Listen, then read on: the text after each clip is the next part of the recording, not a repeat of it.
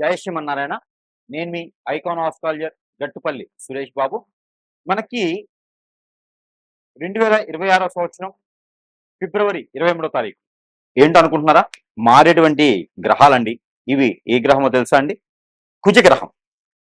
ఈ కుజగ్రహము రాహుతో కలయికతో, అలానే కుంభరాశిలో రాహుతో కలయికతో రాబోతుంది.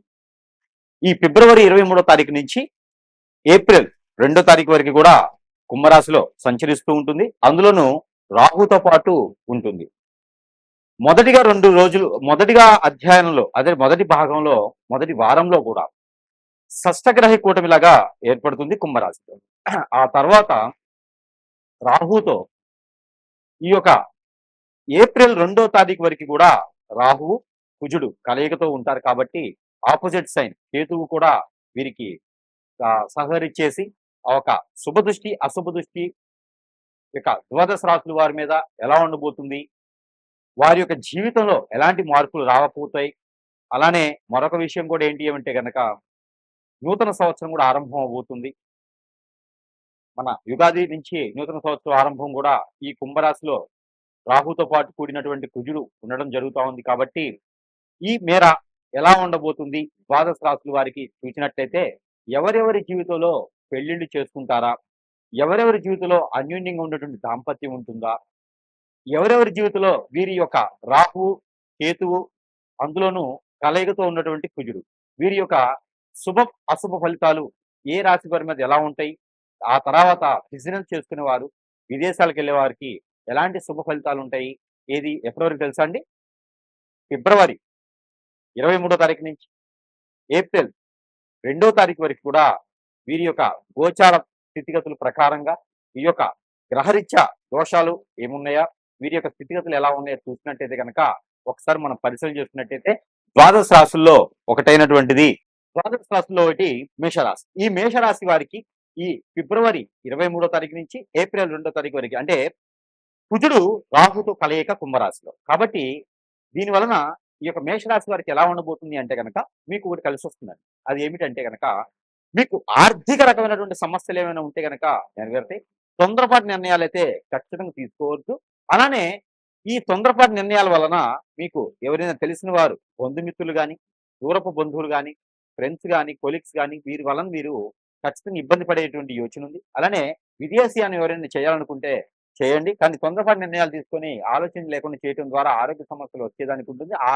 మీరు ఆలోచన చేస్తే స్ట్రెస్ వల్ల ఆరోగ్య సమస్యలు చాలా కనిపిస్తున్నాయి కాబట్టి కొంచెం జాగ్రత్తగా ఉండడం చాలా మంచిది. అలానే విదేశానం ప్రయత్నం చేసేవారు ఎవరైనా ఉంటే కనుక మేషరాశి వారు విదేశీ ప్రయత్నం చేస్తే కనుక మీకు అన్ని రకాల కలిసి వచ్చేటువంటి యోచన కనిపిస్తుంది కాబట్టి ఆ రకమైన ప్రయత్నం చేయవచ్చు. ఎవరైనా కొత్తగా చదువుకోవాలి, పిల్లల్ని స్కూళ్ళల్లో కాలేజీలు జాయిన్ చేయాలి, అన్ని రకాలు కూడా బాగుండాలి అనుకుంటే కనుక మీరు ప్రయత్నాలు చేస్తే ఖచ్చితంగా సక్సెస్ అయ్యేలాగా కనిపిస్తుంది.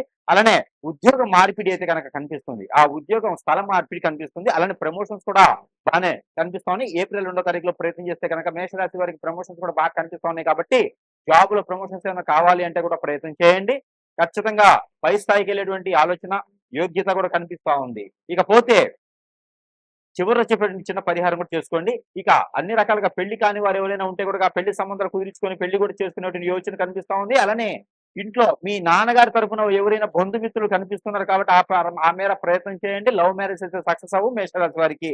ఇంకా కూడా మీ మీద జాతక ప్రకారంగా కాకుండా గ్రహాలు మారుతున్నా కూడా మీకు ఏది కూడా పనికి ముందుకు వెళ్ళట్లేదు, ఏది చేసి వెనకే వస్తుందంటే కనుక ఖచ్చితంగా మీ చుట్టూతో ఉండేవారు ఎవరైతే ఉన్నారో వారి నుంచే మీకు సమస్య కనిపిస్తా ఉంది. కాబట్టి మీకు హిప్నాటిజం, బ్లాక్ మ్యాజిక్, వశీకరణం, చాతబడి, బాగలముఖి, భానుమతి, యక్షిని, స్పిరిట్ లాంటివి, మందు పెట్టడం, మందుటి లాంటివి ఏవేదో ఉన్నాయో అవన్నీ కూడా అవ్వడం ద్వారా మాత్రమే మీకు అనుకున్న పనులు ముందుకు వెళ్ళవు. ఇవి గ్రహరీత్యా సంబంధం లేదు, జాతకరీత్యా సంబంధం లేదు, గోచారరీత్యా సంబంధం లేదు. కాబట్టి మీకు అలాంటి సమస్యలు ఉంటే కనుక ఖచ్చితంగా మీ సమీప దూరంలో ఉంటున్న గురువు గారిని సంప్రదించండి.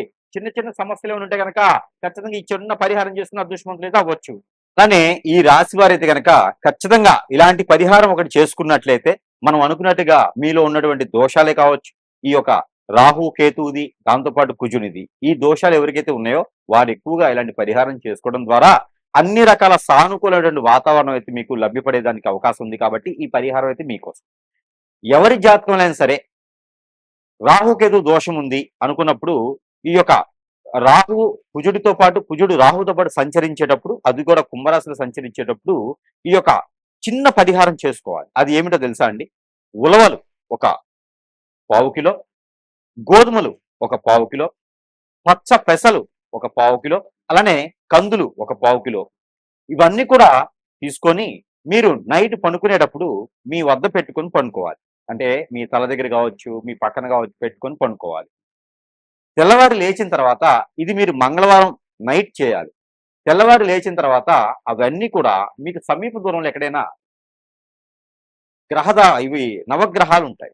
ఆ నవగ్రహాల దగ్గరికి తీసుకొని వెళ్ళి నవగ్రహాల చుట్టూతా 11 సార్లు ప్రదక్షిణ చేసుకుంటూ ఈ యొక్క మిశ్రమాలు ఏవైతే ఉన్నాయో ఈ తీసుకున్నటువంటి అన్ని కూడా వాటి మీద అభిషేకం చేసుకోవాలి.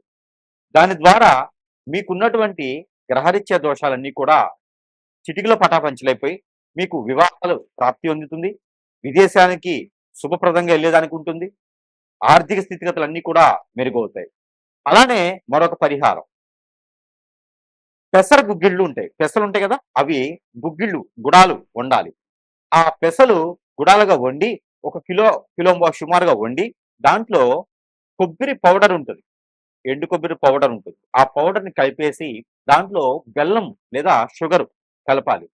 ఆ కలిపినేసినటువంటిది నైవేద్యం ఏదైతే ఉందో ఇది ఆలయంలో ఎక్కడ రాముల వారి ఆలయంలో కానీ, కృష్ణ ఆలయంలో కానీ, ఎక్కడైనా శ్రీ వెంకటేశ్వర స్వామి వారి ఆలయాల్లో కానీ దీన్ని నైవేద్యంగా పెట్టాలి.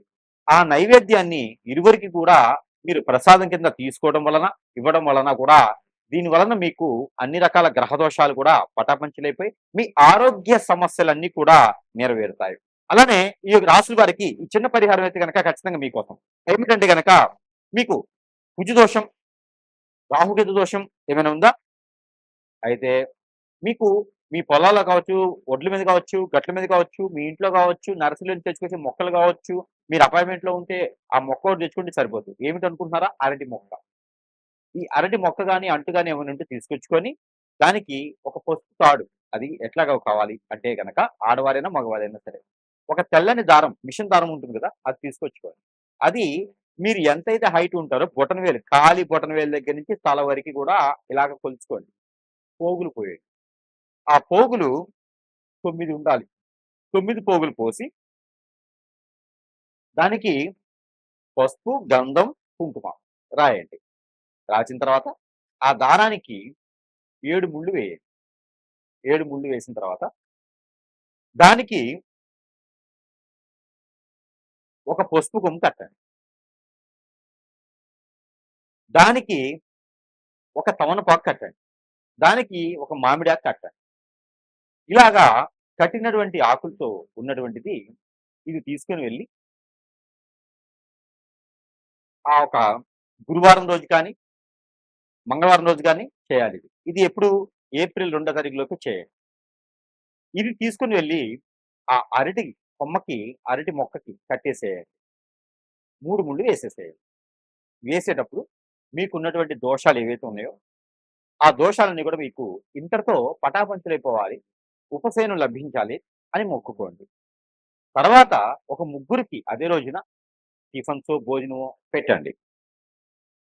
ఇది అయిన తర్వాత చెట్టు తీసుకెళ్ళి మరుసటి రోజు ఒక నిద్ర చేసిన తర్వాత ఆ మొక్కను తీసుకుని వెళ్ళి ఎక్కడైనా ఆలయంలో గాని స్థాపించండి.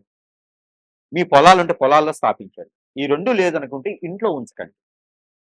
తీసుకొని వెళ్లి ఎక్కడైనా పారేడు నీటిలో వేసేయండి. ఆ కుండితో సహా పారేడు నీటిలో వేయండి.